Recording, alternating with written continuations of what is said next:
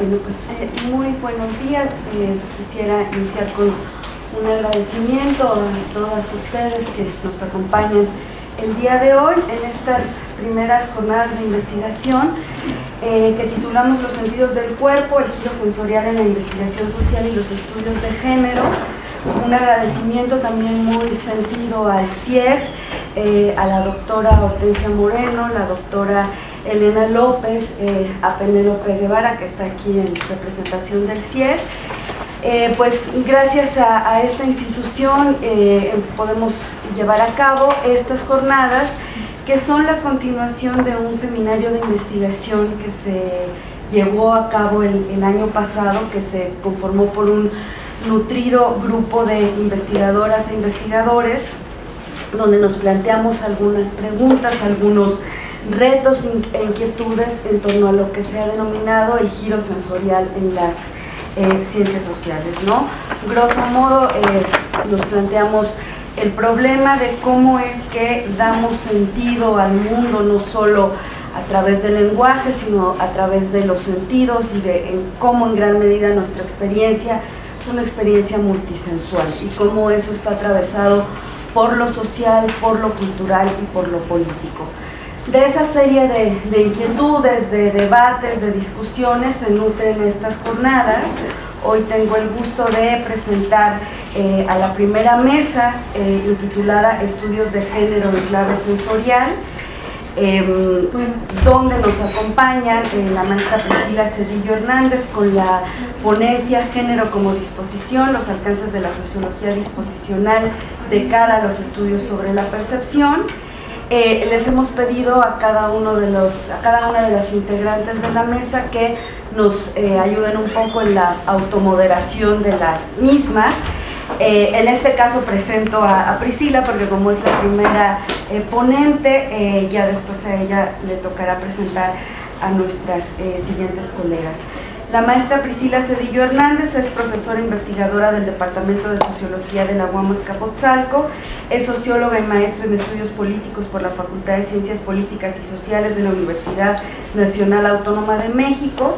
Sus líneas de investigación son sociología disposicional, sociología del cuerpo y estudios de género, y entre sus publicaciones más recientes están, en coautoría con Jorge Galindo y una servidora, Hábitus, una estrategia teórico-metodológica para la investigación del cuerpo y la afectividad, en el libro coordinado por Víctor Payá y Joanny Rivera, titulado Sociología etnográfica sobre el uso crítico de la teoría y los métodos de investigación.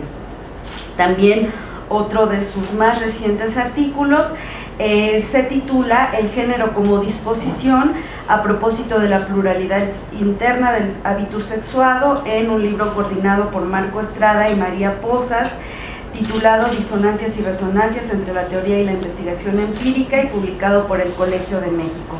Le damos un fuerte aplauso a la maestra Priscila. Bueno, pues buenos días, muchas gracias.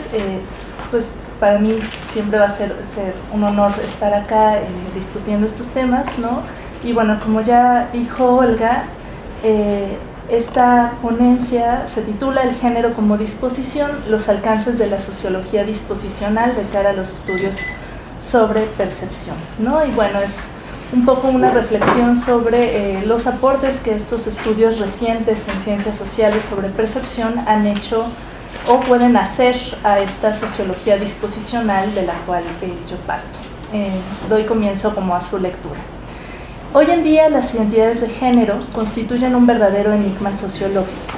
Si bien las teorías feministas y los estudios en ciencias sociales y de género han insistido en el carácter socialmente construido de las identidades sexuadas, estas se encuentran en la experiencia sensorio-afectiva un último bastión de resistencia, pues el género, entendido como una organización social y simbólica con efectos subjetivos, se arraiga en los cuerpos, comprometiendo afectivamente a los sujetos con dicho ordenamiento.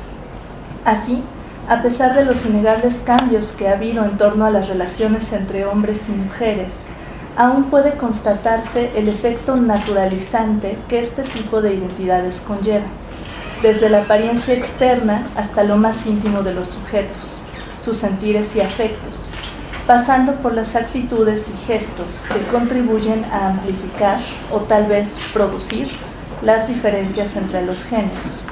Esto acarrea algunos desafíos analíticos, puesto que no basta entonces con afirmar que se trata de una construcción social, como ya se ha hecho, sino de averiguar cómo se constituyó dicho efecto. En la ponencia que sigue, avanzo sobre este problema a partir de las claves analíticas que nos ofrece la sociología disposicional de Pierre Bourdieu, Loïc Bacquant y Bernard Lahire, por una parte, y los estudios recientes sobre percepción en ciencias sociales, por la otra. De ahí que este trabajo está articulado a partir de 3 ejes.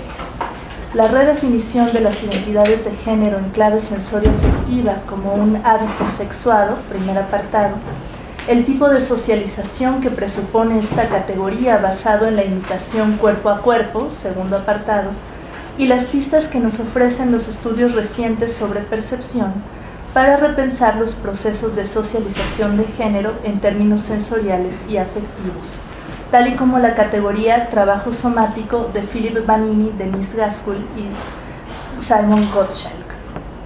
Primer apartado. La sociología disposicional de la que parto nos ofrece algunos recursos teóricos imprescindibles para entender algunas de las preocupaciones que ya he enunciado. Pero antes de presentar tales recursos debo hacer una advertencia.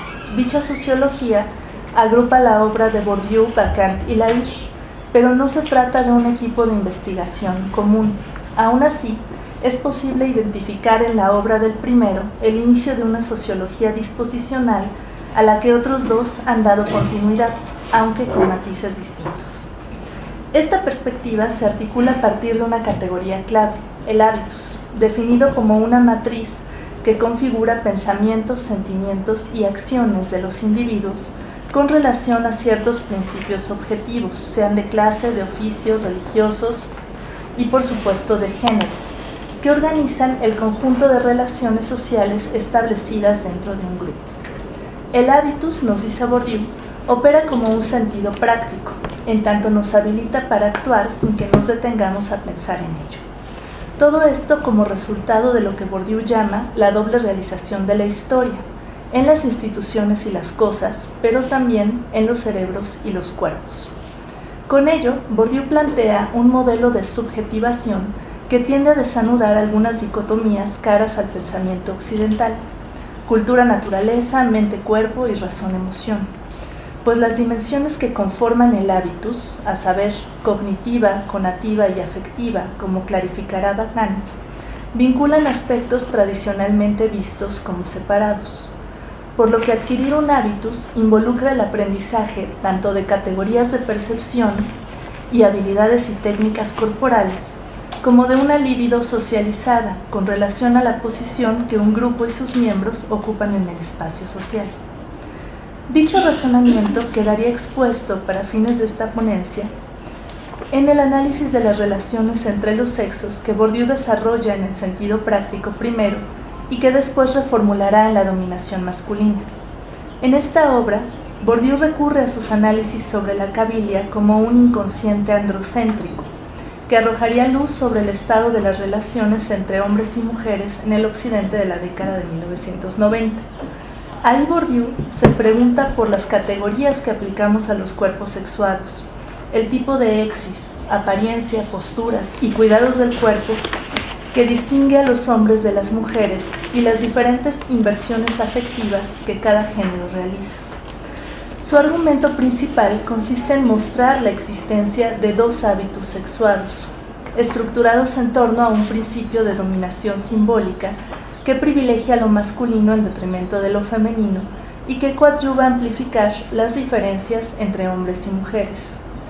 En suma, muestra cómo se adquiere un tipo de sensibilidad generizada que contribuye a dar cuenta del efecto naturalizante que ésta entraña en términos identitarios. Como puede apreciarse hasta aquí, se trata de una categoría que enfatiza la experiencia sensorio-afectiva de los individuos como resultado de la incorporación de la historia en un conjunto de disposiciones que involucran sensorial y afectivamente a los individuos con distintos ordenamientos sociales, entre ellos el de género.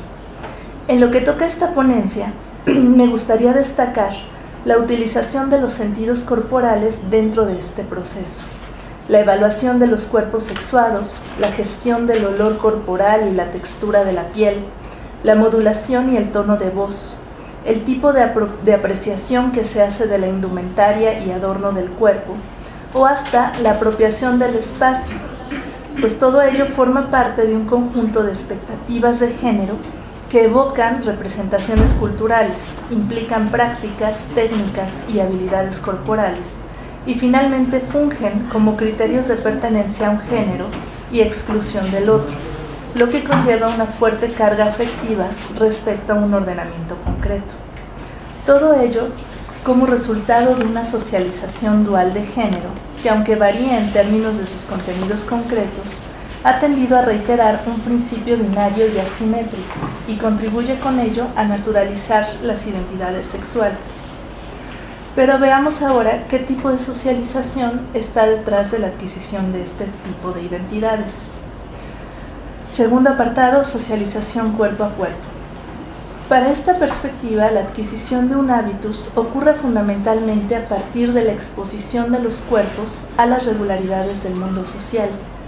En Meditaciones Pascalianas, Bourdieu insistirá en cómo la posición ocupada en el espacio social, que puede ser leída también en términos del binario de género, implica la exposición a principios objetivos que se arraigan en el cuerpo como disposiciones sensibles.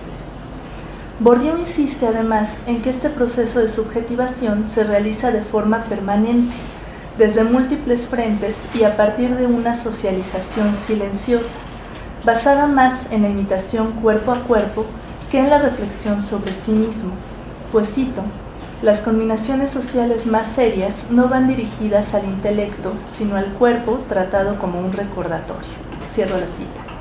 Y de hecho, llegará a afirmar que lo esencial del aprendizaje de la masculinidad y la feminidad tiene a escribir la diferencia entre los sexos en los cuerpos, mediante la ropa, en forma de maneras de andar, hablar, comportarse, mirar, sentarse, etc. Cierro la cita.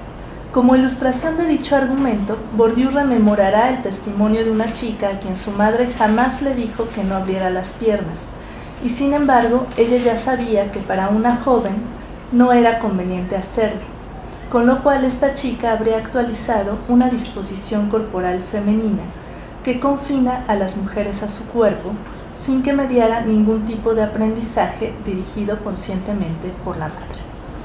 Por otra parte, en Entre las cuerdas, notas de un aprendiz de boxeador, Bacán se da la tarea de reconstruir el proceso a través del cual se adquiere un hábitus de pugilista, y destaca entonces la pedagogía implícita que, cito, se efectúa colectivamente por imitación, emulación y estímulos difusos y recíprocos, y en la que la función del entrenador consiste en coordinar y estimular una actividad rutinaria, por lo que convertirse en boxeador en su doble sentido, como deportista y ser masculino, pues aprender a boxear, según el estudio de Bacán, conlleva adoptar un tipo de masculinidad concreto, pasa por un aprendizaje fundamentalmente visual y mimético, que habrá de reconfigurar toda la relación que los boxeadores mantienen con su cuerpo, a fin de inculcar en ellos los esquemas corporales, emocionales, mentales y visuales que requieren para practicar su oficio.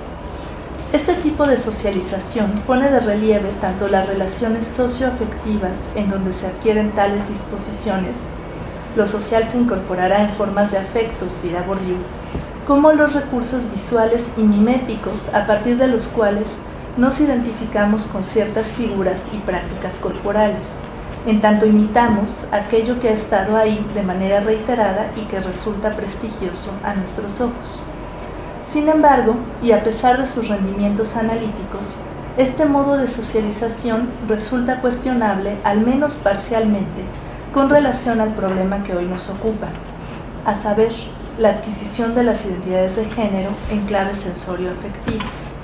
Pues por una parte, la socialización de género se ha caracterizado hasta hoy por ser dual, es decir, por contribuir a distinguir entre hombres y mujeres, y en esa medida vale la pena preguntarse no solo por los procesos de identificación, sino también por los de desidentificación que subyacen a dicha socialización. Lair se ocupa de este problema cuando se pregunta por qué, aun cuando todos estamos expuestos a los mismos referentes de género, se producen procesos de subjetivación distintos y distintivos, que amplifican estas diferencias entre hombres y mujeres. Así, si bien los agentes de socialización de género se vuelven portadores culturales a quienes se puede imitar prestigiosamente, habría que preguntarse por las condiciones en que efectivamente se transmite algo y aquellas en las que no, es decir, en las que se toma distancia respecto a los portadores culturales.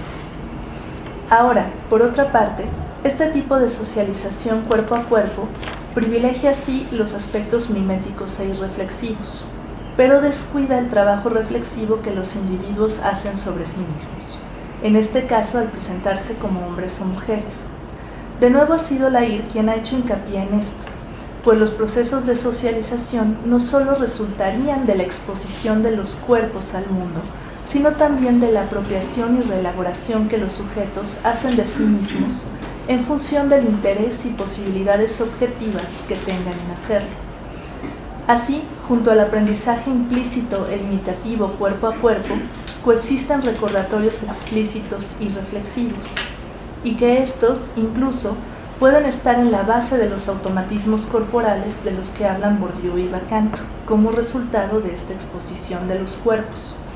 En lo que toca a las identidades de género, dicho argumento permitiría comprender cómo es que a estas subyace un proceso de identificación o desidentificación con otros significativos y generizados, por una parte, pero también implica elementos reflexivos respecto a qué se aprende y cómo se forja toda una relación con el cuerpo en función de ciertos contenidos generizados en marcos de actuación específicos, lo cual resulta novedoso si se piensa a la luz de la adquisición de disposiciones sensibles, que colocan a los sentidos corporales en un primer plano y cuya utilización pareciera natural.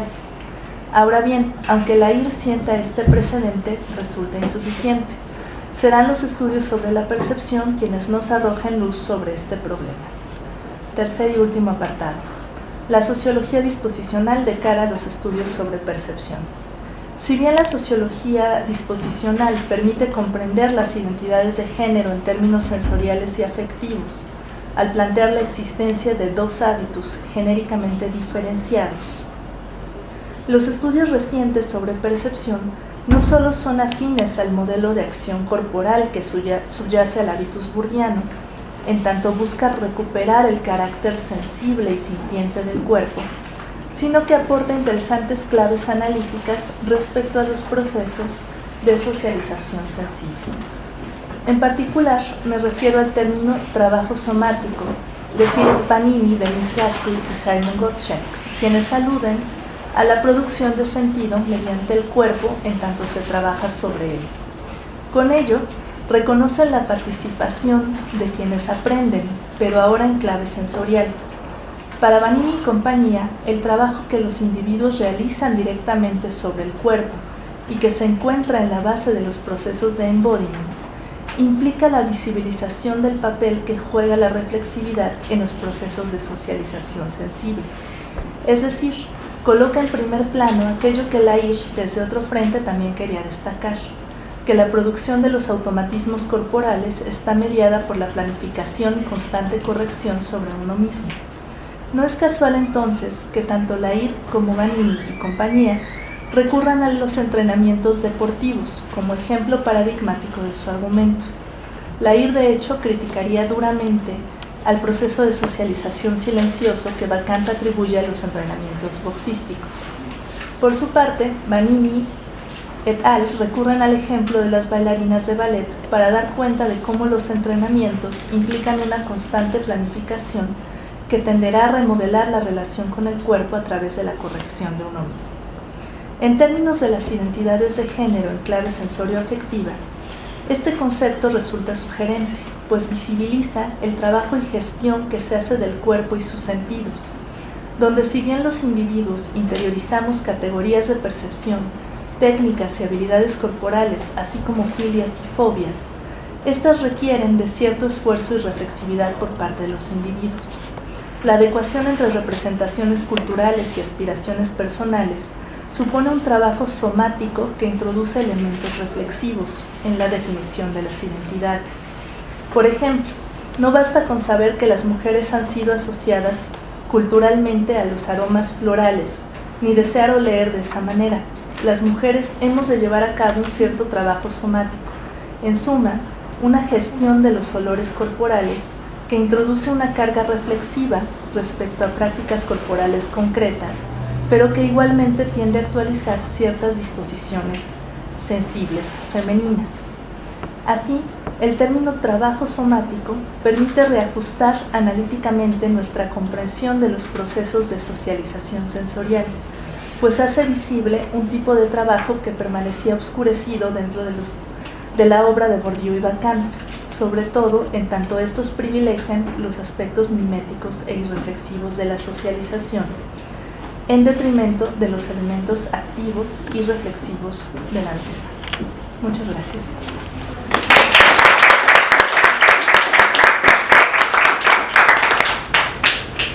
Bueno, muchas gracias a Cristina Cedillo. Pasamos ahora a la exposición de la doctora Marta Rizo con la ponencia titulada Experiencias corporales, emociones e identidad de género, un estudio con mujeres de distintas generaciones de la Ciudad de México. Marta Rizo es doctora en comunicación por la Universidad Autónoma de Barcelona, profesora investigadora de la Academia de Comunicación y Cultura de la Universidad Autónoma de la Ciudad de México, es miembro del Sistema Nacional de Investigación de Investigadores de CONACYT y es coordinadora del Grupo de Investigación Comunicación Intersubjetiva de la Asociación Mexicana de Investigadores de la Comunicación. Ha publicado más de 10 libros, cerca de 100 artículos en revistas académicas nacionales e internacionales y alrededor de 50 capítulos de libro. Ha sido docente invitada en más de 15 universidades mexicanas y extranjeras. Es miembro del Consejo Editorial de 10 revistas académicas, tanto mexicanas como de otros países de América Latina y Europa, y sus líneas de investigación son epistemología de la comunicación, cuerpo y comunicación intersubjetiva. Muchas gracias, damos un aplauso. Muchas gracias, Olga. Buenos días a todas y a todos. En primer lugar, pues manifestar mi sentimiento como de culpa, pues ya que estamos hablando de sensaciones, por no haber podido estar durante todas las sesiones del seminario que coordinó Olga. Lo seguí como pude a través de internet, leyendo todos los textos que nos iba compartiendo Penélope también. Entonces sí, pues es una sensación así que quería sacar, porque sí lamento mucho no haber estado físicamente en el seminario, pero pues aprovecho estas jornadas para sí decir que aquí estoy y que sigo interesada en el tema y que lo he venido trabajando y que con mucho gusto les voy a compartir algunas ideas al respecto. Como mencionaba ahorita Olga, leer un poco de mi síntesis curricular. Yo vengo del mundo de la comunicación, no soy socióloga, pero mis líneas de interés, sobre todo los últimos 2 o 3 años, tienen que ver con el cuerpo. Empecé en la Universidad Autónoma de la Ciudad de México con un grupo de investigación que trabajamos la relación entre cuerpo y subjetividad, y a partir de ahí empecé a interrelacionarlo con mis otras áreas de estudio, sobre todo vinculadas con la comunicación intersubjetiva, la comunicación interpersonal. Entonces, no soy socióloga, aprendí mucho ahora escuchando a Priscila, he leído bastante a Pierre Bourdieu, no voy a mencionar muchísimos autores en este trabajo, y también decirles que esto que presento acá es una síntesis del capítulo que ya le mandé a Olga para el libro, donde ahí sí efectivamente está mucho más explicada y detallada los resultados empíricos de este trabajo que realicé. Lo que presento acá es solo una síntesis. Apuntaré ciertos elementos de lo que obtuve de las entrevistas con las mujeres con las que trabajé, pero obviamente por cuestiones de tiempo no puedo explicar absolutamente todos los detalles de esas conversaciones. Entonces voy a dar lectura esperando no pasarme del tiempo. De hecho, como luego me extiendo, calculé como a 15 minutos en lugar de 20 para no pasarme, ¿sí? Porque si calculo a 20 voy a hablar 25, entonces más o menos, ¿sale? Bueno, el título es Experiencias corporales, emociones e identidad de género, un estudio con mujeres de distintas generaciones de la Ciudad de México. Como construcción sociocultural, el cuerpo es un dispositivo que logra explicar muchos aspectos de las culturas y las sociedades contemporáneas. Según Le Breton, el cuerpo está en el corazón de la acción individual y colectiva, en el corazón del simbolismo social. El cuerpo dice de la sociedad en la que habita, y el cómo se ha concebido el cuerpo en una sociedad es indicador de los modos en que se concibe a las personas. Estamos de acuerdo con Aguilar Ross cuando afirma que, cito, no podemos separar por un lado sus representaciones y por otro lado cómo es vivido el cuerpo. En el cuerpo, cito, se hallan unidas, reunidas y fundidas naturaleza y cultura, condición biológica y aprendizajes sociales, aspectos fisiológicos y sociabilidades incorporadas. Cierro la cita. Para las personas, su cuerpo es lo más inmediato del mundo. Somos cuerpo, vemos y vivimos el mundo a través de nuestro cuerpo. Nuestro cuerpo es lo primero que nos hace conscientes de nuestro ser y nuestro estar en el mundo. Lo anterior justifica el que nos hayamos acercado a narraciones en torno a las vivencias y experiencias corporales que relatan, en este caso específico, 8 mujeres mexicanas de distintas generaciones. A estas historias accedimos al conversar con estas 8 mujeres de edades distintas y pese a ser de la misma Ciudad de México y de contextos provenientes de contextos diferentes determinados por la clase social, el núcleo familiar y el nivel educativo. Estas experiencias no pueden sino ser subjetivas y ser narradas desde un orden emocional y afectivo. Por eso nos pareció pertinente preguntarnos qué relación guardan cuerpo y emociones. Dice Escribano, cito, que lo que sabemos del mundo lo sabemos por y a través de nuestros cuerpos. Lo que hacemos es lo que vemos es cómo dividimos el mundo. En este ahí y ahora se instalan los dispositivos de regulación de las sensaciones mediante las cuales el mundo social es aprendido y es narrado. Cierro la cita. Las personas, como ya dijimos, conocen el mundo a través de sus cuerpos. Y ese conocimiento viene dado por percepciones, sensaciones y emociones experimentadas por los cuerpos. Por ello es lamentable que las emociones hayan sido excluidas durante tanto tiempo de los análisis sociales. Por fortuna, ya desde los inicios del siglo XXI, la investigación sobre las emociones ha recuperado de forma central al cuerpo y la afectividad como elementos que afectan y que son afectados. Pese al creciente interés por la relación cuerpo-afectividad, existe una enorme separación entre los estudios del cuerpo y los estudios de las emociones. La investigación que sustenta esta ponencia parte de ver ambos elementos, cuerpo y emociones, como interdependientes, como dos caras de la misma moneda. Coincidimos con Denzin cuando afirma que, cito, la emoción y la emocionalidad no se encuentran en el sujeto o en su cuerpo, sino en la relación del sujeto con su cuerpo vivido en un contexto social dado. Cierro la cita. Entonces, en este caso particular, no nos interesan los cuerpos de las mujeres por sí mismos, sino lo que ellas dicen sentir con respecto a sus cuerpos. Acercarnos a las experiencias de las mujeres implica entonces acercarnos a su sentir, a su emocionalidad, a lo que sienten sobre sus cuerpos y desde sus cuerpos. Los sentidos están en todas partes y median la relación entre la idea y el objeto, la mente y el cuerpo, el yo y la sociedad, la cultura y el medio ambiente, como dice House. Las emociones son siempre emociones situadas, es decir, aunque se expresan individualmente, están siempre moldeadas por la cultura y se muestran en las disposiciones corporales. El género es el tercer pilar conceptual en el que se sustenta la investigación de la que parto. Según Judith Butler, el género no debe interpretarse como una identidad estable o un lugar donde se asiente la capacidad de acción y desde donde resulten diversos actos, sino que más bien como una identidad débilmente constituida en el tiempo, instituida en un espacio exterior mediante una repetición estilizada de actos. Cierro la cita. La cuestión del género es fundamental para el abordaje del cuerpo. De hecho, muchas feministas cuestionan la propuesta de Michel Foucault sobre el cuerpo precisamente por no incorporar el asunto del género, que es vital para cualquier explicación del cuerpo y sobre cómo éste se ve manipulado por el poder. Existen entonces experiencias de corporeidad diferenciadas entre hombres y mujeres y existen modos distintos de hablar sobre el cuerpo. A continuación recuperamos la voz de las mujeres de distintas generaciones, pero pensamos que será interesante que dicho material pueda ser en un futuro puesto en diálogo con las narraciones de las experiencias de los hombres. El trabajo pretende describir la autopercepción corporal de las mujeres, identificar las relaciones entre el cuerpo y las emociones a partir de los discursos de las mujeres y explorar las experiencias corporales de la sexualidad y el género en las mujeres. La investigación, que fue realizada entre los años 2016 y 2017, fue cualitativa y se basó en la aplicación de historias orales temáticas. No se buscó una muestra representativa y en total se trabajó con 8 mujeres de la Ciudad de México, agrupadas en 4 grupos de edad, de 18 a 30 años, de 31 a 50 años, de 51 a 65 y más de 65.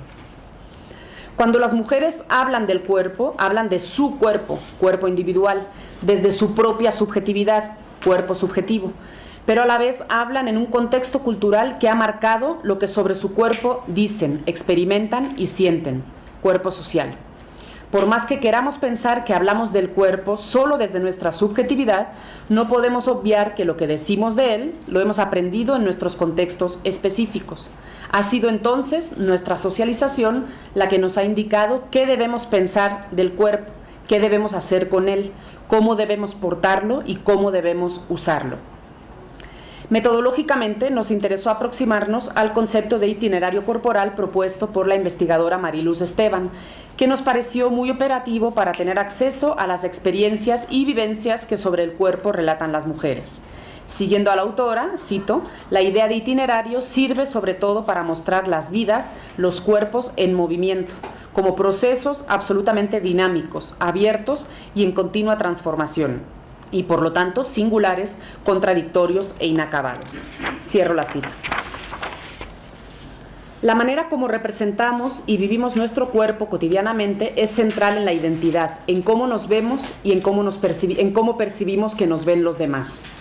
Trasladando esta idea a los discursos de nuestras informantes, sus referencias al cuerpo son referencias a su propio ser, a su identidad, a lo que ellas son o creen ser y a lo que los demás les atribuyen. El cuerpo es el territorio, tanto íntimo como público, de configuración de la identidad. Constituye nuestro frente de identidad e inscripción más inmediato. Por ello, es cuando menos curioso que nos cueste tanto hablar de nuestro cuerpo. Las 8 mujeres con las que trabajamos son conscientes de su cuerpo y hablan de él no tanto como una marca de identidad, sino como un elemento natural, instrumental, que les sirve para estar en el mundo y hacer cosas en él. No hay que olvidar que las mujeres de quienes recuperamos la voz son de generaciones distintas. Esta diferenciación confirma la idea de que el cuerpo dice del contexto cultural en el que se halla. Mujeres socializadas en un mismo lugar, pero en tiempos distintos, tienen percepciones también distintas sobre el cuerpo. Y no solo sobre sus cuerpos, sino sobre los cuerpos en general, y sobre temas relacionados, como los estereotipos de belleza, las diferencias de género, la autoestima, la sexualidad, la salud, entre otros temas. A continuación destacamos algunas de las ideas más relevantes que nos compartieron las mujeres, sobre todo aquellas que nos permiten seguir discutiendo en términos teóricos y empíricos cómo se tejen las relaciones entre el cuerpo, el género, las emociones y los afectos. Primer apartado, identidades, ser y hacer, vernos y ser vistas. La pregunta por la identidad, por quiénes son y por cómo se definen, dio lugar a respuestas que apuntaron a rasgos del carácter, a acciones, a estudios, a elementos que poco tienen que ver con lo subjetivo, lo afectivo y lo corporal. En casi ningún caso, el quién soy se asocia a cómo soy físicamente, cómo es mi cuerpo, cómo me veo y cómo creo que me ven. Y también está prácticamente ausente la reflexión en torno a la persona como ser emocional. Los rasgos de carácter que más se repitieron tienen que ver con la responsabilidad, la amabilidad, la tolerancia, mientras que las acciones más nombradas se relacionan con los estudios, el trabajo y las aficiones. En este sentido, las narraciones asocian el ser con el hacer, y cuando se solicitó explícitamente a las mujeres que se describieran físicamente, no expresaron mucho al respecto. Aquí ya encontramos algo muy significativo. Las mujeres no están acostumbradas a hablar mucho acerca de sus cuerpos. Algo que puede parecer tan insignificante como mirarse al espejo, encierra en ocasiones emociones muy fuertes que marcan la vida de las mujeres. Las mujeres se miran, ¿qué ven cuando se observan a sí mismas? ¿Piensan en cómo son vistas por los demás? En la mayoría de narraciones encontramos un equilibrio que en ocasiones puede ser contradictorio entre el arreglo personal para una misma y el arreglo personal para los demás, dada la importancia que se otorga al cómo ven los demás a las mujeres. Desde la voz de la mujer más joven que afirma sin reparos, me visto para que me vean bien, hasta la voz de la de mayor edad que expresa, me gusta cómo me veo, no soy vanidosa, por supuesto que no lo soy, pero sí me agrada la imagen que veo en el espejo, dijo esta mujer. Entre estos dos extremos vemos un amplio abanico de emociones ancladas a la idea de verse y de ser vistas. Aparece aquí el tema de los cambios de los cuerpos. Ante la pregunta ¿qué cambiarían de sus cuerpos para verse mejor?, hubo respuestas muy variadas. En muchos casos, los cambios apuntan hacia la llamada imagen corporal y concretamente hacia la pérdida de peso. Segundo apartado, el miedo a la enfermedad y el cuidado de sí. Aquí aparecen nuevamente discursos un tanto contradictorios. Existe una gran conciencia de la necesidad de cuidar el cuerpo. No obstante, las mujeres reconocen no cuidarlo, o al menos no cuidarlo lo suficiente. Y a la vez expresan sentir miedo ante la posibilidad de padecer enfermedades. El cuidado del cuerpo se expresa en términos del deber ser socialmente aceptado y del anhelo de tener un cuerpo sano, y en menor medida del cómo son vistas las mujeres y del concepto de belleza que desean alcanzar. Las mujeres expresaron su sentir con respecto a la enfermedad, un sentir muy mediado por el miedo a la enfermedad, el miedo a sentir dolor, incluso muy manifiesto el miedo a morir. Tercer apartado, emociones y autoestima. La imagen que tenemos de nuestro cuerpo determina en gran medida el que tengamos una autoestima alta o baja. Al menos ello parecen indicar las experiencias de nuestras 8 entrevistadas. La pregunta sobre la autoestima pasa inevitablemente por reflexionar en torno a la belleza, en torno a qué es un cuerpo bello y qué no lo es. En este rubro apareció nuevamente el tema de los cambios, del anhelo por modificar alguna parte del cuerpo que no es del agrado de las mujeres y que incluso les causa vergüenza. Aunque también hubo expresiones relacionadas con cambios en lo emocional, sobre todo en las mujeres de mayor edad, y no solo con cambios en lo físico. El tema de los cambios también aparece como la conciencia de estar cambiando con el paso de los años. Prácticamente todas las informantes son conscientes de los cambios corporales que van experimentando con el tiempo. Muchas veces esos cambios no fueron muy bien recibidos, o al menos no fue fácil para las mujeres asumirlos, ya fuera por su propia aceptación o por la de las miradas externas, muchas veces emisoras y promotoras de burlas. El cuerpo expresa estados de ánimo, comunica sentimientos, sensaciones, da cuenta del bienestar o malestar de quien lo porta. La autoestima, en este sentido, se relaciona con el cuerpo, con cómo se ven las mujeres a sí mismas, pero sobre todo con cómo son vistas por las demás. Cuarto apartado, cuerpo y estereotipos de masculinidad y feminidad. Al hablar de la masculinidad y la feminidad, las mujeres asociaron una y otra característica con rasgos corporales que se espera que tenga un hombre y se espera que tenga una mujer. Los estereotipos aparecen aquí muy marcados. En casi todos los discursos parece haber mucha claridad en torno a qué es masculino y qué es femenino. Ello generó muy pocas dudas en las informantes, lo cual ya habla de qué tanta fuerza tienen estas ideas de lo femenino y lo masculino en la sociedad. Pese a lo anterior, prácticamente todas las mujeres fueron conscientes de que la sociedad es la que impone esos modelos de belleza que ellas en muchas ocasiones asumen. Lo femenino aparece vinculado a las mujeres, lo masculino a los hombres. No hubo debate ni discusión al respecto. La ausencia de ciertos atributos considerados femeninos implica incluso problemas y conflictos identitarios y emocionales en algunas de las mujeres. Es tal la presión a la que se ven sometidas las mujeres para parecer mujeres y en consecuencia ser femeninas, que incluso la familia, en el caso de las 8 entrevistadas, suele hacer burla y comentarios misóginos acerca del tema. Como se puede observar, no existe mucha problematización con respecto a los estereotipos de lo masculino y lo femenino en el discurso de las mujeres con las que trabajamos. Salvo alguna alusión a que es la sociedad la que impone estos estereotipos y a que actualmente parece que se están superando algunos de ellos, no encontramos discursos que los desnaturalizaran. Casi todos los discursos los incorporan como algo normal, natural. Comparto ya algunas ideas para cerrar. La percepción que tenemos de nuestro propio cuerpo se da a través del conjunto de significados que éste encierra. el cual se ha formado a lo largo de la historia de cada quien. Lo que vemos en el espejo cuando nos paramos frente a él son las miradas de todas y todos los que nos han visto hasta este momento, quienes a través de su palabra y de sus actitudes nos han dicho lo que significamos para ellos.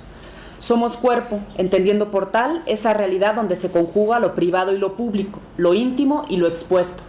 Cada rasgo de nuestro cuerpo habla de cómo es nuestro paso por la vida, dice Corres. Es importante entonces reconocer que lo que decimos de nuestro cuerpo no incluye únicamente la mirada que sobre él hemos construido nosotras mismas, sino también las miradas otras, las que constituyen parte de nuestro proyecto identitario. En tanto es imposible construirnos como personas sin tomar en cuenta la interacción que tenemos con otras. Hemos visto aquí la importancia dada a la mirada externa por parte de las mujeres entrevistadas. La mayoría asume que, sin ser lo que las rige en la vida, sí les importa mucho cómo las ven las demás. De hecho, el peso emocional de los discursos de varias de las mujeres recae en lo que sienten ante las miradas de las demás mujeres sobre ellas. Para Connell existe una experiencia corporal reflexiva. Pese a que sea complicado acceder a las experiencias subjetivas de los cuerpos, sí existe conciencia del propio cuerpo, y aunque sea de modo espontáneo, se logra que las mujeres narren sus experiencias y vivencias corporales y expliquen lo que su cuerpo siente y por lo tanto lo que ellas sienten. Las narraciones individuales son también narraciones colectivas. Aunque cada mujer es representativa únicamente de ella misma, su voz hace eco con las voces de su entorno, con los vínculos tejidos en la familia y fuera de ella, en los distintos ámbitos de su vida. Las voces de las mujeres trascienden lo individual y conforman relatos que hilvanan lo individual con lo colectivo, el ser con el sentir y el sentir con el hacer. Como vemos, no puede hablarse del cuerpo fuera de la vivencia del cuerpo mismo. Hablamos de nuestro cuerpo vivido y sentido porque no hay otra forma de hacerlo. Las narraciones de las 8 mujeres entrevistadas confirman que puede estudiarse el cuerpo no solo como representación y objeto, sino también como un cuerpo perceptivo, como señala nuestra compañera Olga Sabido, como un cuerpo sentido. Muchas gracias.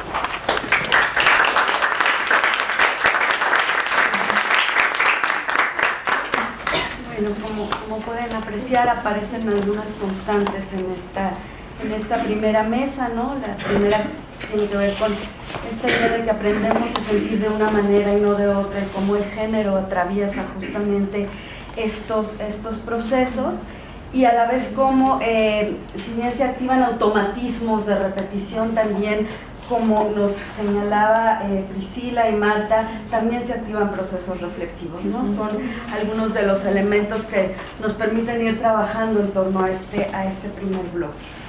Doy ahora la palabra a Luz Alejandra Barranco. Ella nos va a presentar la ponencia titulada Cuando callamos de nosotros y silenciamos a los otros, el habla y el silencio en la construcción de masculinidades. Luz Alejandra es licenciada en Antropología Social por la Universidad Autónoma del Estado de México y estudiante de la maestría en Antropología Social en la Escuela Nacional de Antropología e Historia. Sus líneas de investigación son en Antropología de la Violencia, de las Edades, Vejez y Masculinidades, y ha realizado investigaciones en la región de la Montaña de Guerrero. Le damos la bienvenida a Luz Alejandra. Adelante, Luz. Muchas gracias, buenos días. Bueno, yo les voy a platicar acerca de la investigación que he estado realizando en la Montaña de Guerrero, específicamente en el municipio de Tlapa de Comonfort. Y bueno, la ponencia tuvo una modificación al momento de que ya estaba analizando lo que serían las experiencias en campo y la información que tuve. Y al principio solamente estaba planteando hablar del habla y del silencio, pero después me di cuenta de que en la construcción de las masculinidades, sobre todo masculinidades indígenas, existe una tríada que no se puede separar, ¿no? Que sería el habla, la escucha y el silencio. Y bueno, voy a empezar. El objetivo del escrito es destacar la construcción social y cultural en el desarrollo de los sentidos, ejemplificándose en la tríada habla, escucha y silencio, por medio de las normas del sistema sexogénero, en la construcción de las masculinidades indígenas entre los mixtecos de Guerrero, observando que el género es una categoría articuladora de las relaciones sociales y se convierte en un marco cultural que conlleva la creación de normas sensitivas y perceptivas de las relaciones sociales entre hombres-mujeres, hombres-hombres y mujeres-mujeres, que a su vez sostiene un vínculo con la edad. Para realizar el estudio me centro desde la propuesta de Constance Clarence de la antropología de los sentidos, cuya premisa principal es que la percepción sensorial no es solo físico, no es solo un acto físico, sino también cultural, que transmite valores e ideas culturales por medio del proceso comunicativo en la transmisión de sensaciones y en la ponderación de las mismas. La percepción sensorial puede cobrar gran diversidad de dimensiones culturales, exigiendo por parte del investigador o investigadora que se descubra las distinciones e interrelaciones de los significados, valores y prácticas sensoriales propios del contexto de la cultura estudiada. De igual forma, retomo la propuesta de Davis Holt, que resalta que la emocionalidad está cargada de estereotipos sensoriales, que a la vez parten de las configuraciones de género, de tal forma que las relaciones sensuales son relaciones sociales, con normativas y jerarquías. Bajo estas propuestas manejo dos conceptos transversales, que es el género, específicamente las masculinidades, y la edad, que son dos conceptos que estructuran las relaciones sociales, moldean comportamientos, pensamientos, emociones, sensaciones y percepciones. Para el primer concepto, parto de la propuesta del sistema sexogénero, como lo denominó Gay Rubin en 1986, que permite observar, abro cita, el conjunto de disposiciones por el que una sociedad transforma la sexualidad biológica en productos de la actividad humana y en el cual se satisfacen esas necesidades humanas transformadas. De igual forma, de la propuesta de John Scott, que señala que el género es un elemento constitutivo de las relaciones sociales basadas en las diferencias que distinguen a los sexos, siendo una de las primeras relaciones significativas de poder. Y de Marta Lamas, cuando habla que el género es un filtro cultural con el que se interpreta el mundo, una armadura con la que moldeamos nuestras vidas. Todo ello para observar que la asignación de roles, mandatos y estereotipos a los que se debe adscribirse hombres y mujeres están formados por normas socioculturales e históricas, que dictan prácticas, acciones, comportamientos, formas de sentir y percibir diferenciadas. Ahora bien, para la perspectiva de las masculinidades, parto desde la propuesta de Kohner, desde el término masculinidad hegemónica, para denominar la concepción dominante del que debe ser referente a un hombre, del cómo y qué debe sentir. La propuesta de Telles Verdú, donde la masculinidad debe ser entendida como una construcción cultural que tiene una serie de rasgos, comportamientos, símbolos y valores que debe tener un individuo masculino. Estas normas de género masculinas están inscritas en el modelo patriarcal como un sistema de organización social, económico y político que coloca a los géneros en lugares sociales distintos, desvalorizando lo femenino y legitimando el poder de dominio masculino. Observando que la construcción del ser masculino está delimitada por la diferencia que es siempre una mujer. Su práctica se desarrolla a través de las acciones cotidianas de reafirmación, como lo maneja Victor Seiler, como estos mandatos masculinos que incluyen la forma de ser percibidos por los otros. Y el concepto de edad, entendiendo, abro cita, que la edad no es un concepto neutro ni estático, es una construcción cultural y social que cambia y se transforma a lo largo del tiempo. Bourdieu señala que la clasificación por edad, al igual que por sexo y por clase, viene a ser siempre una forma de imponer límites y producir un orden en el cual cada quien debe mantenerse, donde cada quien ocupa un lugar específico.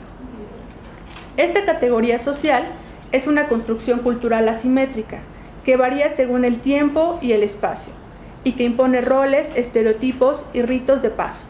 No es lo mismo sentir y percibir en la niñez que siendo adulto o estando en la vejez.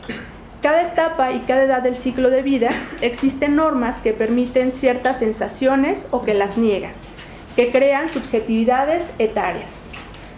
Para la configuración de género también parto de la propuesta de Friedman desde la sociología de la percepción y su construcción social de la diferencia genérica, haciendo notar que la diferencia sexual es un filtro social y mental con el que construimos la realidad y con el que aprendemos a observar cuerpos diferenciados, realizando una atención selectiva que parte de las normas sociales.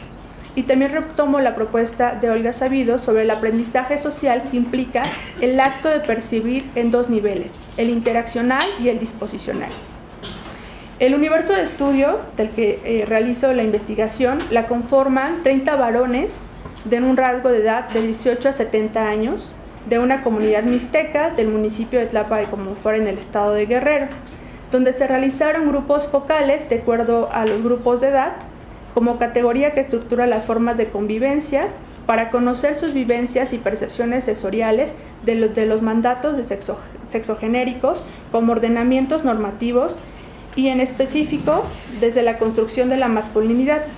Se realizó una observación participante pasiva, que es como una contradicción, desde el situarme en el rol de género del que parte, que soy mujer, en las reuniones comunales, ¿no? Si bien el estudio se centra en la masculinidad, fue importante trabajar el género de forma relacional, conforme a la propuesta de George Simmel, que visualiza que somos personas que percibimos, pero que a la vez nos perciben.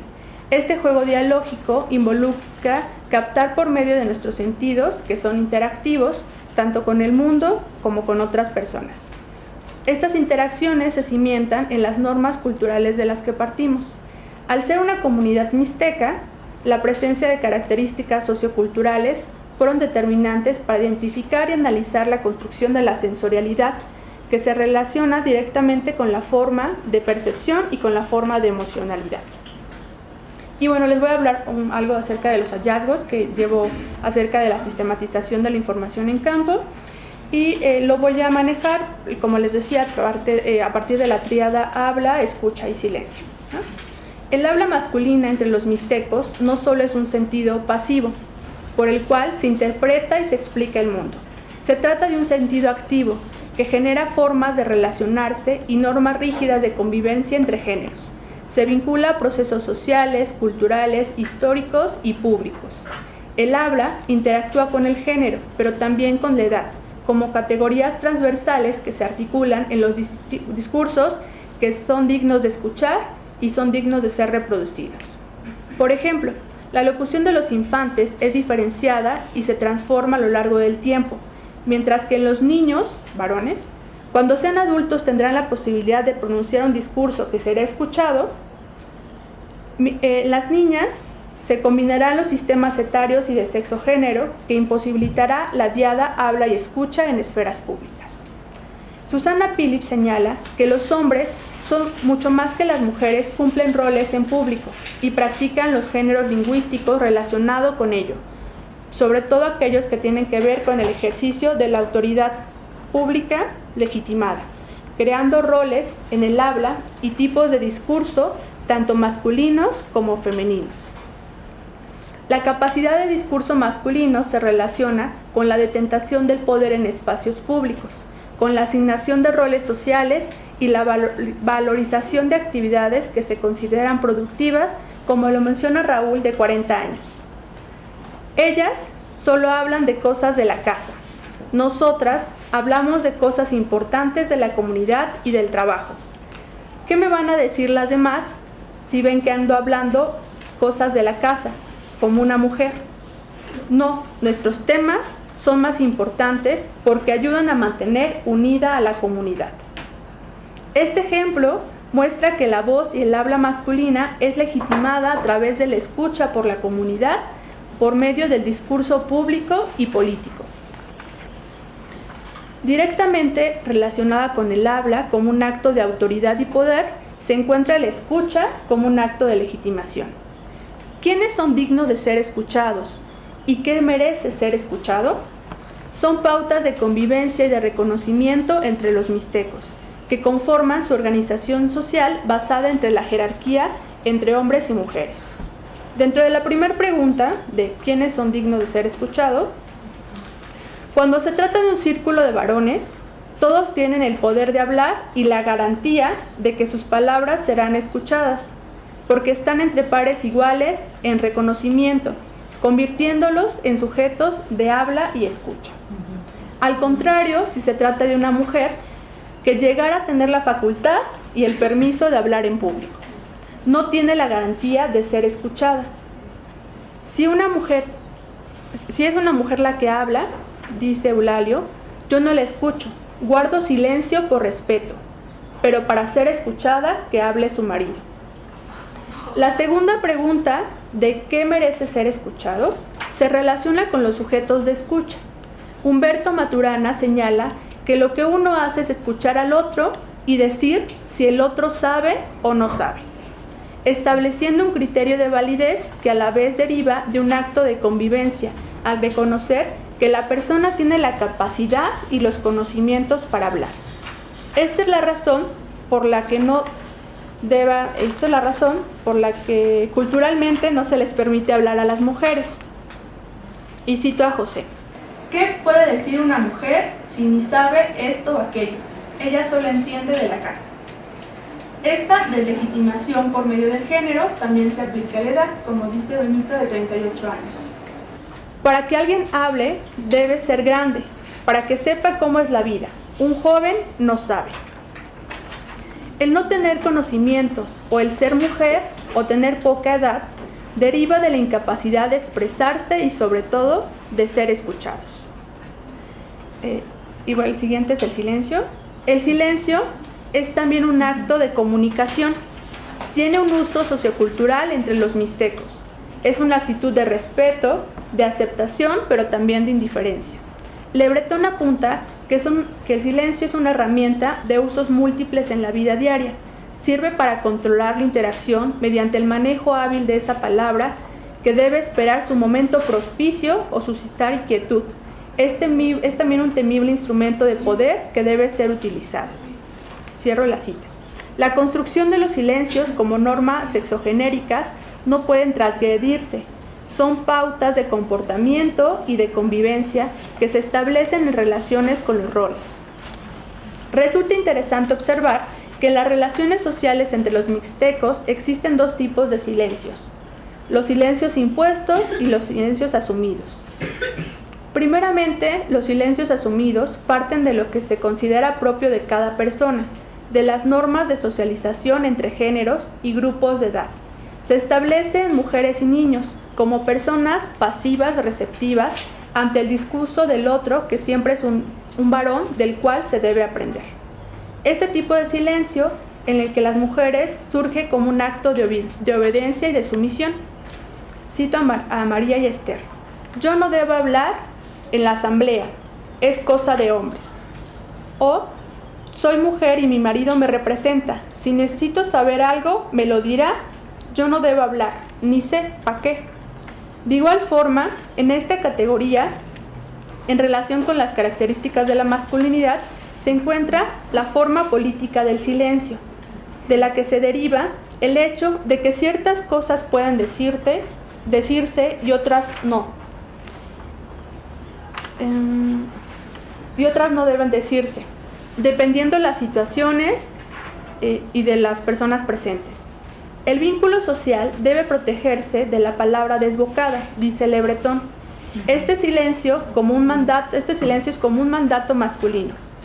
Y cito a Mario, de 18 años: mi papá y mi abuelo me han dicho que los hombres no pierden el tiempo diciendo esas cosas, haciendo referencia a cuestiones de emociones y de sensaciones. Y se desarrollan los temas que se refieren a la percepción sensorioemotiva y la vivencia corporal, relacionados directamente con la experiencia propia. Pedro, de 45 años, acerca de los temas que tienen que ver con la salud y con las emociones, dice: son cosas de viejas, a los hombres no nos importan esas cosas. Pero también los silencios masculinos se dan como un acto de desinterés por los temas de conversación, o porque no considerados como importante conforme a los estándares de autoridad y de legitimidad, como es el caso de Pedro. Y en segundo, se encuentran los silencios impuestos, hacia los infantes y hacia las mujeres. Si hablo, mi papá se enoja. Le ordeno a mi esposa que no pregunte ni hable. Si no me obedece, le doy sus chingadazos. Esta imposición del silencio parte de la relación del habla masculina como la legítima de ser pronunciada y digna de romper el espacio de silencio que se instala cuando alguien llega de visita a tu casa o en una reunión. Ambos silencios no solo son un acto de comunicación de lo que se dice, son silencios parlantes, como lo señala Merleau-Ponty, que se entremezclan en las palabras, que también conllevan un acto de comunicación no verbal a través del cuerpo. La postura de sumisión, la cabeza baja, la cara de tristeza al no poder hablar o los ojos vivaces de querer aprender y tratar de entender lo que se dice son algunas de las expresiones observadas. Y bueno, hasta aquí se termina. Sigo en la sistematización de la demás información que he obtenido en campo.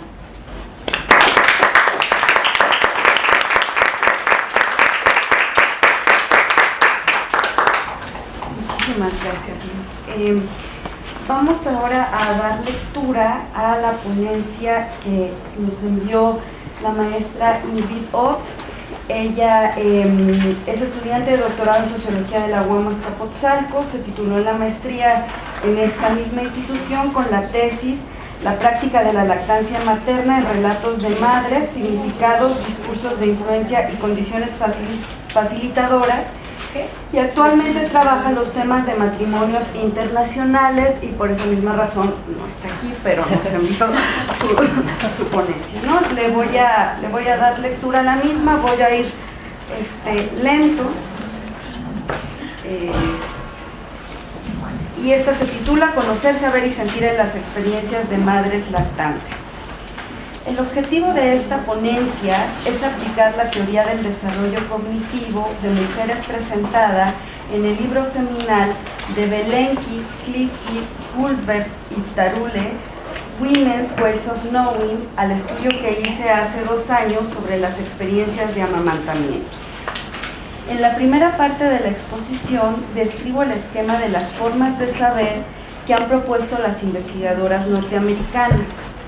Luego, brevemente hablo sobre mi investigación y finalmente hago un intento de repensar los datos que obtuve a partir de las propuestas teóricas de ese libro, haciendo hincapié en la importancia del aspecto corporal y sensorial de la práctica de amamantar. Women's Ways of Knowing fue publicado en 1986 en Nueva York. Es una obra colectiva de 4 feministas que examina la epistemología o formas de conocimiento de un grupo diverso de mujeres con un enfoque en la identidad y el desarrollo intelectual en una amplia gama de contextos que incluyen, pero no se limitan al sistema educativo formal. Conceptualmente, su trabajo está basado en los esquemas de William Carey, un psicólogo cognitivo que investigó a estudiantes, principalmente varones, de la Universidad de Harvard en los años 1950 a 1960. Según Carey, los estudiantes universitarios en su desarrollo intelectual pasan por una secuencia de posiciones para llegar al dualismo básico, donde la verdad es vista en términos absolutos de lo correcto y lo incorrecto, de lo blanco y lo negro, a una mirada relativista, capaz de aceptar múltiples perspectivas e integrar la propia. Después de ser publicada en 1970, la obra de Kelly se convirtió en el punto de referencia principal para la discusión sobre el crecimiento epistemológico en el alumno adulto. Sin embargo, Belenky, Clicky y Goldberg llegaron a la conclusión de que la teoría de Kelly no abordaba algunas experiencias que eran comunes y significativas en las vidas y el desarrollo cognitivo de las mujeres. Retomando las ideas de Carol Gilligan sobre el desarrollo moral y personal en mujeres, ellas criticaron el androcentrismo de Kelly, destacando que el desarrollo cognitivo de las mujeres depende en gran medida de las concepciones del self y de la relación con los demás. Hemos aprendido, esta es una cita, hemos aprendido mucho sobre el desarrollo de la autonomía y la independencia, el pensamiento crítico abstracto y el desarrollo de una moralidad de los derechos y la justicia, tanto en hombres como en mujeres. hemos aprendido menos sobre el desarrollo de la interdependencia, la intimidad, la crianza y el pensamiento contextual, apuntan ellas. A partir de un análisis de entrevistas con 135 mujeres que provenían de poblaciones rurales y urbanas, que variaban en clase socioeconómica, etnia e historia educativa y cuyas edades oscilaban entre los 16 y los 60 años, Belenky y otros desarrollaron sus propios esquemas de posiciones epistemológicas. Estas se caracterizan en 5 grandes grupos. Primera, silencio. Segundo, conocimiento recibido. Tercero, conocimiento subjetivo. Cuarto, conocimiento procedural. Y quinto, conocimiento construido. Las mujeres que se encuentran en la posición del silencio eran las más jóvenes y las menos privilegiadas de las entrevistadas. Los temas comunes son sentirse sordas y tontas, desconectadas, subordinadas a las autoridades y estereotipos de los roles sexuales. La incapacidad de las mujeres silenciosas para encontrar sentido en las palabras de los demás se refleja de manera más aguda en sus relaciones con las autoridades. Se sienten pasivas, reactivas y dependientes, mientras que ven a las autoridades como todopoderosas y excesivas. Estas mujeres son conscientes del poder que acumulan las autoridades y no buscan explicación para las órdenes dadas, viviendo la obediencia ciega como un medio para mantenerse fuera de problemas. Las mujeres que pasan a la siguiente posición epistemológica, la de un conocimiento recibido, destacan la escucha como la forma principal de saber. Sus juicios morales se ajustan a lo esperado en su entorno social. Las palabras son fundamentales para el proceso, pero si bien estas mujeres pueden ser muy abiertas para asimilar lo que otros están diciendo, tienen muy poca confianza en su propia capacidad para expresarse. Creyendo que la verdad proviene de los demás, ellas callan sus propias voces para escuchar las voces de los demás. Las investigadoras destacan que, para estos casos, a menudo la única forma de ser más expresivas es a través del empoderamiento de otros.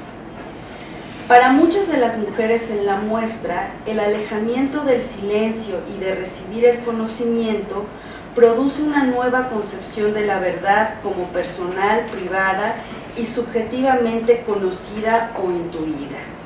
Por lo tanto, Belenky y otras llaman a esta posición la de conocimiento subjetivo. Aunque esta nueva visión del conocimiento es un paso revolucionario para muchas informantes, se detectan restos del pensamiento dicotómico y absolutista en las suposiciones subjetivistas sobre la verdad.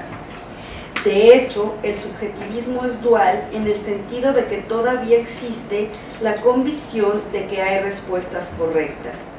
La fuente de la verdad simplemente ha cambiado de lugar. La verdad ahora reside dentro de la persona y puede negar las respuestas que el mundo exterior provee. El cambio hacia el subjetivismo es un cambio particularmente significativo para las mujeres cuando ocurre. La mitad de la muestra de las 135 pertenecía a esta categoría, independientemente de su educación, clase, origen étnico o edad. La mayoría de estas mujeres crecieron en familias menos favorecidas, más permisivas o más caóticas. La lectura de las historias de sus vidas lleva a las investigadoras a concluir que a medida que una mujer se vuelve más consciente de la existencia de recursos internos para conocer y valorar su realidad social, comienza a escuchar una pequeña, quieta voz dentro de ella y a encontrar una fuente interna de fortaleza.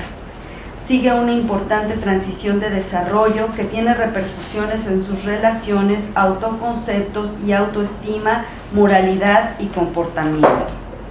La creciente confianza en sus procesos intuitivos es un movimiento adaptativo importante en cuanto a la autoprotección, la autoafirmación y la autoidentificación de las mujeres. La cuarta posición es la posición del conocimiento procedural. Es una posición que se caracteriza por la dedicación a aprender y aplicar procedimientos objetivos para obtener y comunicar conocimiento. La mayoría de las mujeres en esta categoría eran estudiantes o acababan de graduarse. Las autoras las describen como más humildes y más objetivas que las de la categoría anterior. Practican regularmente la reflexión razonada, expresan que el conocimiento requiere una observación y análisis cuidadosos. La mayoría de ellas han tenido en sus vidas autoridades benignas, entre comillas, como un profesor de arte, consejero o padre bien intencionado.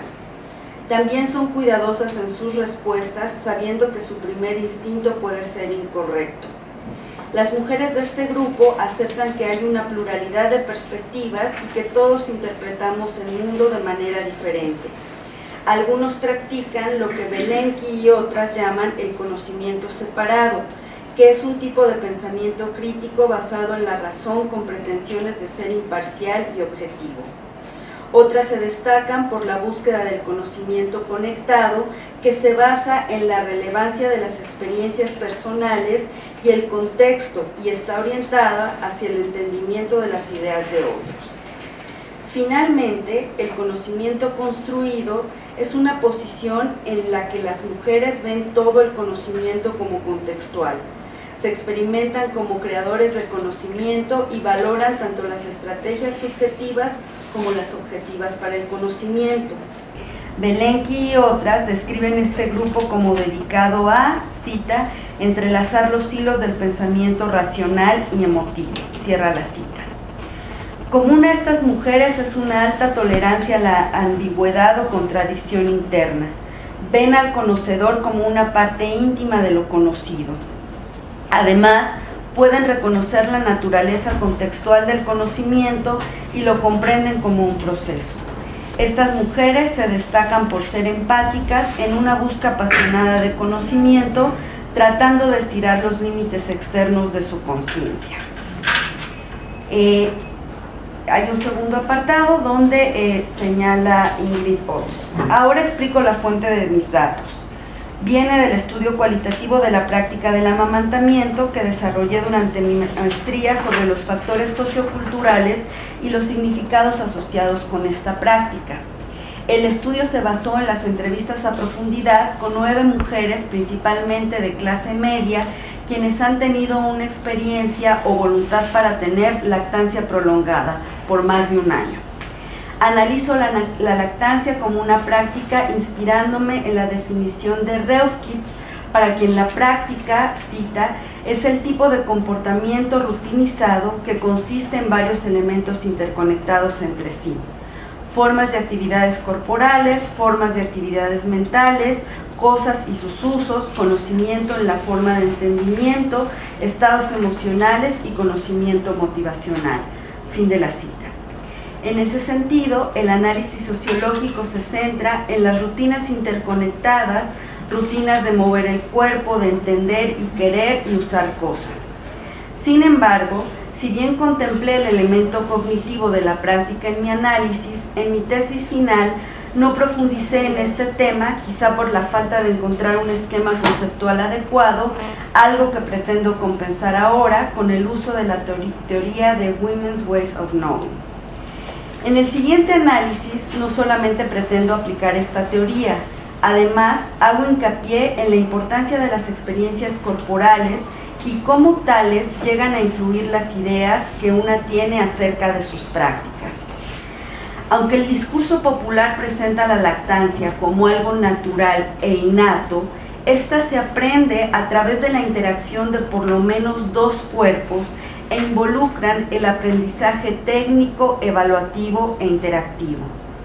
En el camino hacia el dominio de la práctica, los conocimientos explícitos influyen en los conocimientos tácitos y la practicante empieza a apreciar su cuerpo como un recurso valioso al que siempre tiene acceso. Se puede desarrollar este punto aún más y argumentar que las practicantes, quienes dominan el amamantamiento, llegan a sentir empoderamiento en relación con su cuerpo. Por lo tanto, dado que mi muestra se acotó a las mujeres con la lactancia establecida, no hubo tantas silenciosas.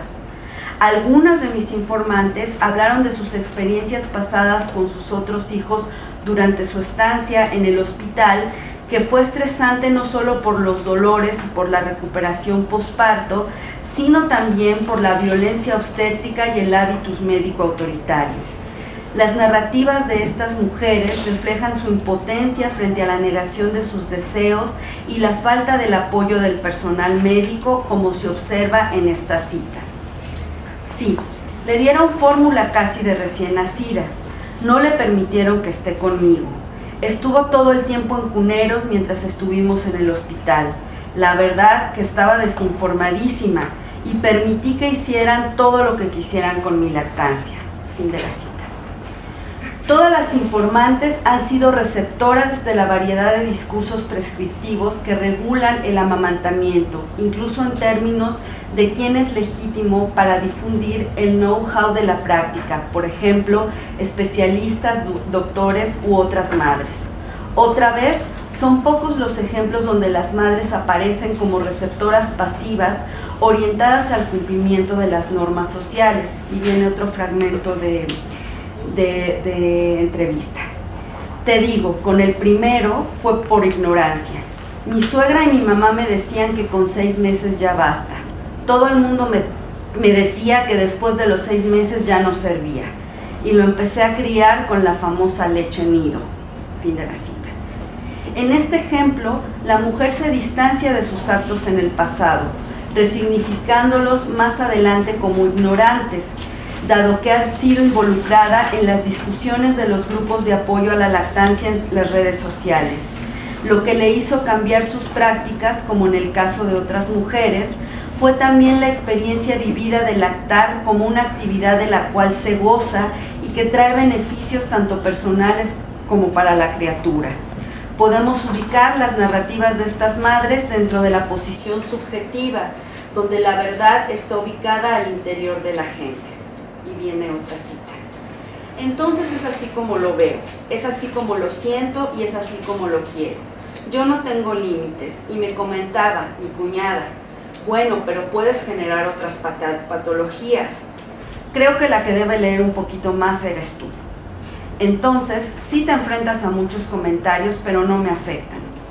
Tú, antes de tener un bebé y amamantar, lo único que sabes es que es bueno para el bebé y para ti también, que hay beneficios de salud.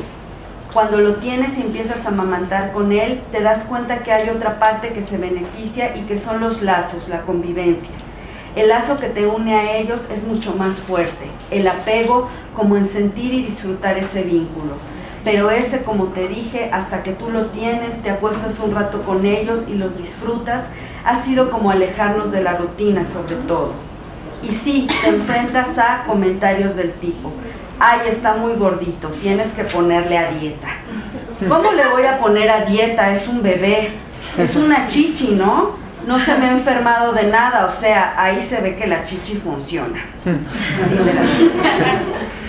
Ahora, a pesar de que ciertos discursos e instituciones médicos apoyan la lactancia exclusiva y prolongada, muchos pediatras, doctores, especialistas y enfermeros la ven con desprecio. No obstante, en los relatos está muy marcado el hecho de que las madres aparecen como agentes activas en los encuentros con los médicos y disponen de la actitud crítica y reflexiva en cuanto a sus conocimientos y agendas profesionales. Su actitud activa se relaciona con la cuarta posición del desarrollo cognitivo de Belenky y otras, la del conocimiento procedural. Algunas madres incluso razonan con los argumentos que provienen del mismo campo de la medicina, mostrando el dominio del conocimiento separado u objetivo. Viene otra referencia a las informantes. Para mí, lo natural es darle la leche del pecho de mujer que está diseñada para el bebé cuando se enferma, cuando está sano, cuando necesita líquidos. La leche se va adaptando a las necesidades del bebé. Y esto está, la leche tiene 90 componentes, la fórmula más cercana tiene 60. Aparte, tiene la capacidad de modificarse según las necesidades del niño. Por ejemplo, si está deshidratado, tiene más sal. Aparte están todos los beneficios neurológicos del bebé y para la salud de la mujer. Fin de la cita. Sin embargo, es más frecuente encontrar en mis datos las referencias a las experiencias personales como algo que justifica los estilos de crianza. Estos conocimientos conectados están efectivamente orientados a comprender de dónde provienen las ideas de los demás. Otro testimonio. Las otras opinan sobre la lactancia porque muchas son madres y todos somos hijas. Y las que son madres van y dicen lo que ellas hicieron porque a fin de cuentas una madre siempre hace lo mejor por su hijo. Y entonces esa madre, si su experiencia fue que lo mejor por su hijo era darle fórmula o el pecho o darle mamila, pues para ellas es como esa necesidad personal imperante de decirte lo que está bien. Las que son hijas es también como defender a tu madre, lo que tu madre hizo por ti. Fin de las citas. Finalmente, muchas de mis informantes han llegado a la posición del conocimiento construido sobre la lactancia. Transmiten información, la buscan e intercambian dentro y fuera de su círculo. Se relacionan con otras madres. Porque donde vivo hay mucha ignorancia. Incluso la vecina de mi cama en el hospital, las enfermeras le decían y le decían e insistían para que dé pecho, pero ella no quería. Y cuando se fueron me preguntan, ¿y saldrían muy caros los botes de leche? Le dije, sí, te salen muy caros, porque aparte tienes otros 2. Es que no le quiero dar. Le dije, mira, si no te nace no le des, porque eso también se lo transmites. Pero ya le empecé medio a contar de los beneficios y todo, como que le dejé por lo menos el gusano para que le dé. Fin del testimonio. Incluso aunque muchas de las informantes están a favor del discurso de la crianza natural, algunos han sido bastante críticas en cuanto a su apertura, ubicándose al margen del núcleo del movimiento. Otro testimonio. Dice, con mi primera hija, la verdad, no hubo tanta subcultura de la maternidad natural como ahora. Nada más la vi en el curso prenatal que tomé, pero era un grupo, un lugar muy raro. El facilitador nos enseñaba videos, por ejemplo, del parto en agua, donde la gente vivía en una mansión y para el parto construía una alberca y los niños mayores nadaban junto a los otros familiares con la mujer que estaba por parir. Era demasiado extraño y era obvio que hay unas 10 familias en el mundo que pueden hacer algo así. Todo eso se relacionaba con mi vida. Fin del testimonio. En vez de conclusiones, me gustaría plantear una pregunta para la discusión que espero se desarrolle después de esta exposición. Estoy convencida que la teoría de Belenki y otras es valiosa en cuanto al análisis de las experiencias cognitivas de mujeres, aunque es evidente que en esas experiencias se interpone no solo el género, sino también otras características de los agentes, como por ejemplo la clase social. ¿En qué creen que consisten los alcances y los límites del uso de esta teoría? Les invito a hacer comentarios. Con esto terminaríamos.